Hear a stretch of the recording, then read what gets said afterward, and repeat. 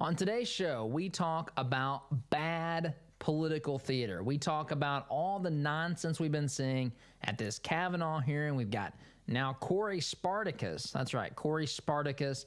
Cory Booker telling us that he's having his Spartacus moment, right, as he's trying to save the world, save this republic from a Justice Brett Kavanaugh, who, by the way, the only threat there is that he interprets the law in the Constitution as originally intended.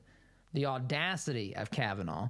So we talk about that today. And it's not just Cory Booker, Corey Spartacus, I should say.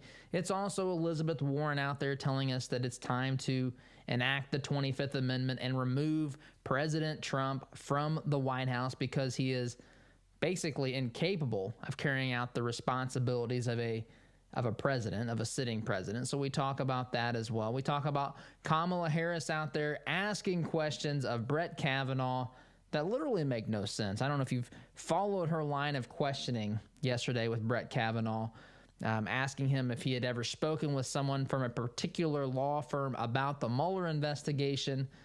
Kavanaugh said, I don't know who all works there, so I don't want to answer that question. If you can tell me who works there, I can answer the question.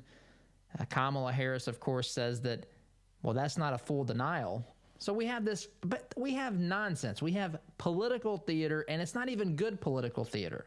It's not even good in the slightest. So we talk about that today, and I think it's indicative of how panicked the left feels. I think they know that they've been exposed. We now know that there is, in fact, a deep state, right? We have this op-ed written by an anonymous author who tells us effectively they are part of the deep state, working within the Trump administration. Whoever this individual is has admitted that they are a part of the deep state. So we have basically panic on the left, on the side of the lovers of big government. They see that they still have an election to win, and it's far from over. Trump's out there campaigning, gives Trump 60 days of campaigning, and who knows what can happen. So those are the things we talk about today. Get into them in a little bit more detail on overtime as well. But guys, that's going to do it for us this week. As always, I'm very grateful for you listening. Thank you for joining us. Have a wonderful weekend. We will see you on Monday. Take care.